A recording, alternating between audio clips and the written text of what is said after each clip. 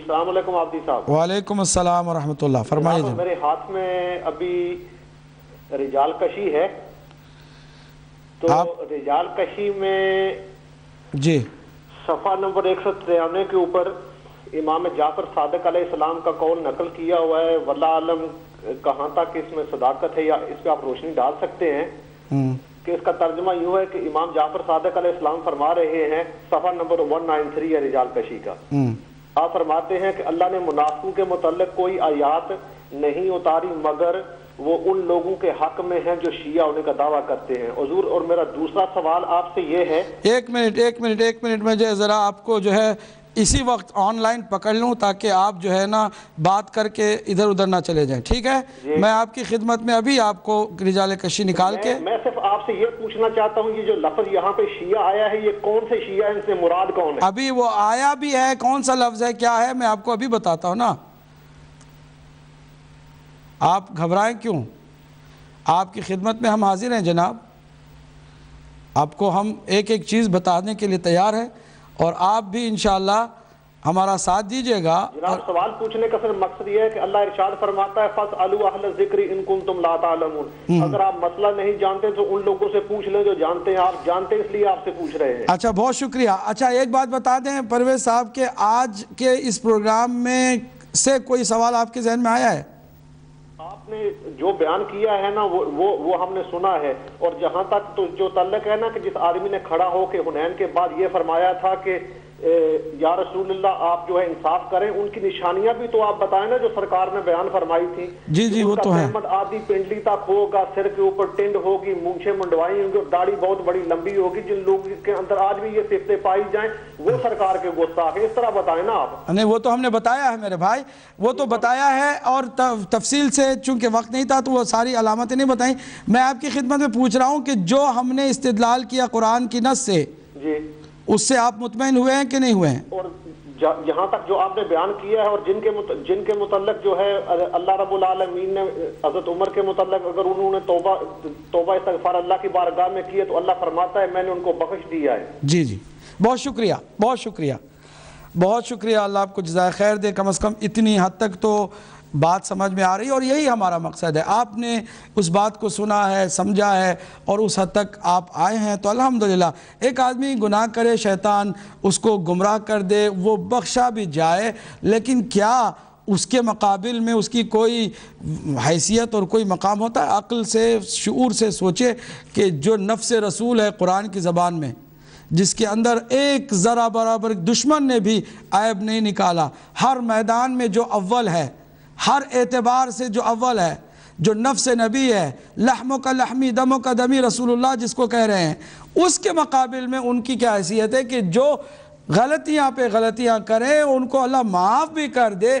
یہ وہ بندے کہ جو آپ کے اور ہماری طرح جو گناہ کرتے ہیں، اللہ توبہ کرتے ہیں، ہم تو اللہ توبہ کو قبول کرتے ہیں، کیا ان کے ساتھ کوئی مقایسہ ہو سکتا ہے؟ کوئی توازن ہے؟ یہ جو بار بار شور مچا کر کے خامخواہ کی چند حدیثوں کو، جو من گھڑت حدیثیں ہیں ان کو لا کر کے افضل بنا دیں کی کوشش کی جاتی ہے مولا علی سے بھی کسی کو، یہ تو آپ یہاں تک الحمدللہ سمجھ کر آ گئے ہیں۔ جہاں تک رجال کشی کی بات ہے، رجال کشی چونکہ بہت پرانی کتاب ہے، بہت پرانی کتاب ہے، اور یہ پہلی رجال ان احادیث کے جتنے بھی رجال ہیں، جتنے بھی راوی اور محدث ہیں، ان کے حالات پر پہلی اہل تشیع کی کتاب لکھی ہوئی ہے، بازار میں بہت کم ملتی ہے۔ چند مولویوں نے اس کے نام پر وہ ساری تہمتیں لگائیں کہ رجال کشی میں یہ ہے، رجال کشی میں وہ ہے، رجال کشی میں یہ ہے۔ چند باتوں کو سن کے میں بھی حیران رہ گیا کہ کیا واقعی رجال کشی میں ایسی کوئی بات ہے؟ ہم نے الحمدللہ چونکہ ہم تحقیق اور تدبر اور تفکر کے اللہ کے حکم کی تعمیل کرتے ہوئے ایک چھوٹے سے خادم کے طور پر مکتب اہل بیت کے ہم نے اس رجال کشی کو نکالا ہے، جو کہ بہت ان کے ہاتھوں سے جو لکھی ہوئی ہے، اپنے ہاتھوں سے جو انہوں نے لکھی ہے علامہ کشی نے، اس رجال کشی کو نکالا ہے، اور جو حوالے بتائے گئے، خاص کر ہمارے پرویز صاحب، انہوں نے بھی کہیں سے سنا ہوگا، چونکہ ٹی وی پر بیٹھ کے ملا جھوٹ بہت بولتے ہیں، اور جھوٹ بولتے ہوئے آج کے زمانے میں انشاءاللہ ان کا منہ اس لیے کالا ہو رہا ہے کہ اب وہی جھوٹ ان کے بیک فائر ہو رہا ہے۔ جن لوگوں نے بڑے بڑے نام کما رکھے تھے، جھوٹ بولنے کی وجہ سے ان کے مریدوں ہی کے سامنے رسوا اور ذلیل ہو گئے، اس لیے کہ جھوٹ جو ہے ہمیشہ انسان کو رسوائی اور نہایت ہی ذلت و خواری کہ دلدل میں گرا دیتا ہے، اور وہ گر رہے ہیں، ایک ایک کر کے گر رہے ہیں، اور انشاءاللہ وہ رجال کشی میں آپ کی خدمت میں پیش کروں گا۔ ان کی بات کو بھی میں نے نوٹ کر لیا ہے، میں بھی نکالنا ہی چاہ رہا تھا، لیکن چونکہ وقت کے دامن میں گنجائش نہیں، ایک اور کالر ہیں، ان کو بھی میں شامل کرتا ہوں۔ جی السلام علیکم ورحمۃ اللہ۔ السلام مولانا صاحب۔ جی اچھا، اس دن ایک بہن صاحب نے آپ کو حضرت عمر فاروق رضی اللہ عنہ کے بارے میں یہ بتایا تھا کہ وہ عبداللہ بن ابی کی نبی پاک صلی اللہ علیہ وسلم جنازہ پڑھا رہے تھے، تو پھر حضرت عمر فاروق نے کہا کہ جی کہ آپ ان کا جنازہ مت پڑھائیے، تو پھر آپ نے وہ آدھی بات کی، پوری آیات نہیں دہرائی، کہ پھر اللہ پاک نے ایک آیات اتاری۔ میں نے فی الحال میرے بھائی آپ کو سنیے، اللہ آپ کو جزائے خیر دے۔ پہلے دیکھیں، آپ دیکھیں نا، جب جھوٹ کی بات ہو رہی تو آپ نے بھی یا تو غلط فہمی ہوئی ہے، یا آپ سراسر آن ایئر آ کر جھوٹ بول رہے ہیں۔ میرا یہ 14واں پروگرام ہے، کسی پروگرام میں بھی عبداللہ ابن ابی کے نماز جنازے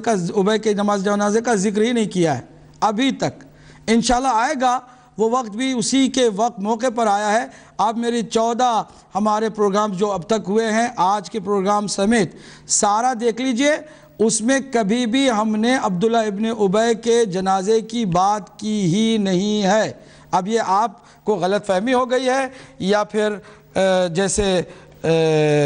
اکثر ایسے ہی ہوتا ہے کہ کوئی بات جھوٹی بنا کر کے تھوپ دی جاتی ہے اور شور مچایا جاتا ہے، ایسی کوئی بات ہے۔ اگر نہیں ہے تو وہ وقت آئے گا انشاءاللہ کہ وہ جو بات آپ بتا رہے ہیں اس کی تہ تک بھی ہم آپ کو لے کے جائیں گے، اور آپ ہی کی کتابوں سے۔ میں ایک بات کی گارنٹی دے رہا ہوں، یہ اب میری گفتگو کا آخری حصہ ہے کیونکہ وقت تمام ہو گیا میرا، صرف 10 بجے تک میرا ٹائم تھا، لیکن میں نے زیادہ وقت لے لیا آج۔